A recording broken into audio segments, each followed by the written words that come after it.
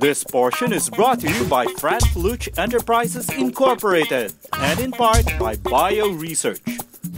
Bakit nga ba Bonakid na tinagurian ang isang ating champion kalapatids?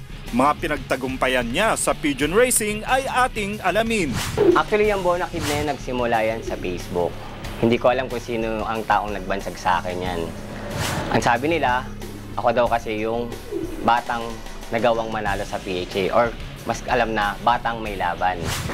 Ito ang pinaka-una kong trophy natanggap dito sa sports na to, being second place Ilagan sa PFC.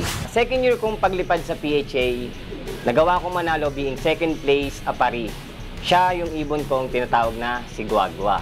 Noong 2015 South, ang nestmate ni Guagua na si Kapos, 4 minutes siyang cut-off being solo champion ng Tacloban dapat. Nung kinarga ko siya ng MacArthur, nagawa niyang manalo.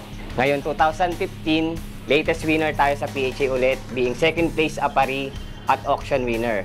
Kaya ngayon, nagawa kong gumawa ng record sa PHA being back-to-back champion at auction winner sa PHA. Pinaka-memorable winning moments ko sa sports na to, yung ibon kong tinatawag na si Madonna.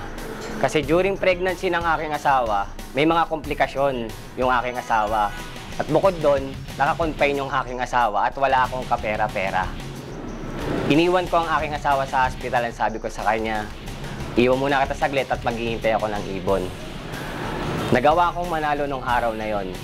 Sa panalo niyang yon, nailabas ko ang aking asawa. Nagamit ko ang pera na aking panalunan.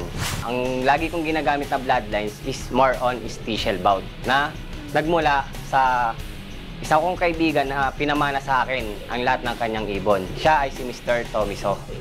Bilang isang fancier, wala naman akong trabaho, so dito ako sa ibon umaasa. So sabi ko, nung nararamdaman kong tinatangkilik ng mga tao yung bloodlines na pinangahawakan ko, nag-decide ako na magbenta ako ng ibon. Ang may bibigay kong tips, lalong-lalo na sa mga baguhan, syempre yung love design natin, dapat akma lamang sa dami ng ibon ang ating kulungan. Huwag natin i-overcrowded ang ating kulungan kasi prone kang magkaroon ng sakit ang iyong mga alaga. Sa paggagamot naman sa ibon, siguraduhin natin na tama yung mga gamot nating ina-apply. So dyan pumapasok yung tinatawag kong 3R. Right drug, right dose, then right time. So, wag tayong basta-basta nag-a-apply ng kung ano-anong klaseng gamot sa ibon. Dapat, siguraduhin natin na ang ating mga ina-apply na gamot ay subok na at pangkalapate. Sikretong isang batang may laban, si Bonakid may share na training tips. Ang tip ko sa mga baguhan, lalong-lalo na sa mga nagtitraining ng ating mga alagang kalapate, humanap kayo ng 60 kilometers from sa loop ninyo. And then, doon bitawan nyo ng 3 beses ang inyong mga ibon. So, from 60 kilometers, the next following week, humanap kayo ng 80 kilometers. 3 times a week ulit ang pagbibitaw. And then, last week, humanap kayo ng 130 kilometers. Yan ang magiging daan ng ibon nyo, papunta sa ibon nyo.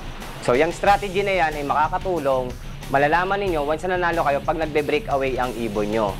So, once na nag-break away ang ibon nyo, ibig sabihin, dumaan ang ibon nyo sa breaking point kung saan kayo nagbibitaw ng sarili nyong ibon. This portion was brought to you by Frank Fluch Enterprises Incorporated and in part by Bio Research.